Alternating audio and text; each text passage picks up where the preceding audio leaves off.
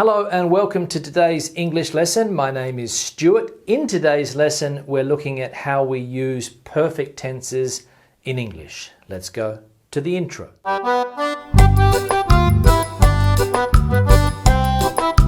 Now, as I said, today's lesson is looking at perfect tenses, and we're going to look at 4 different perfect tenses. We'll look at the present perfect, the past perfect, the future perfect, and the conditional perfect sentence. Now, what are perfect tenses? Well, perfect tenses show us a completed action, okay? And they are formed with the verb have plus the past participle of the second verb. And these are known as compound verbs, okay? Now, the first one we're going to look at is the present perfect, and we form this with have. Okay, have or has, according to the subject.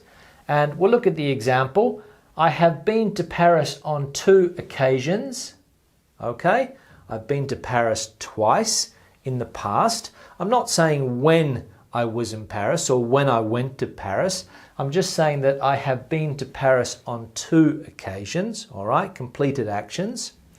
And Sylvia has broken her arm and can't play in the match. Again, the completed action. Her arm is broken. She has broken her arm. Now, if we put a time reference in there, we would use the past simple. So Sylvia broke her arm yesterday, or I went to Paris last week, okay? But we don't, so we have the present perfect tense here. Now, the second example is the past perfect, and the past perfect is formed with had plus the past participle. The examples, let's have a look. When I got to the concert, the band had already started, all right? So I'm saying that something was completed at a certain point in time there. So when I got to the concert, when I arrived at the concert, the music had already started, or the band had already started playing, we could say. All right? So that's how we use the past perfect. I thought I had posted the letter, but I was wrong. I thought I had done it. I thought I had done it. I thought I had posted the letter, but I hadn't posted it. I was wrong. I made a mistake. So I'll have to go back in the future and post the letter. The next example is the future perfect, and the future perfect is formed with will and have plus the past participle.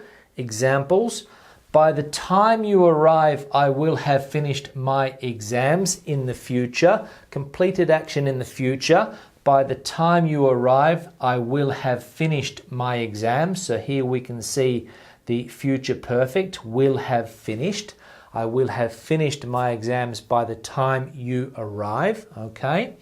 And when you take your holidays, I will have already returned, okay? In the future, I will have already returned from my holidays by the time you take yours, or when you take yours, okay? So the completed actions in the future. Now, the last example is the conditional perfect, and we use this in the third conditional sentence. You probably have studied that already, and we form it with would and with have. Would and have. Always in that conditional sentence with if. If we hadn't missed the bus, we would have arrived on time, okay? If we hadn't missed the bus, we would have arrived on time. And I would have shown you around if I had been in town. So I would have shown you around. I would have shown you the parts of my city that I think you would find interesting, okay? That's what I would have done if I had been in town. But I wasn't in town, so I couldn't show you around, okay? It's hypothetical. If we hadn't missed the bus, we would have arrived on time. Again, something that can't take place because it's hypothetical, because we did miss the bus, so we didn't arrive on time. And again, I wasn't in town, so I wasn't able to show you around, okay? So that's how we use the present perfect, the past perfect, the future perfect, and the conditional perfect tense in English. I'll leave links down below to other videos I have done on all of these tenses, so you can have a look at those. Now, thanks for watching the lesson. Questions or comments, please leave them in the section below. Remember to give the video a thumbs up if you liked it. Share it with your friends, please, on social media. I'll see you in the next English lesson. Have a good day.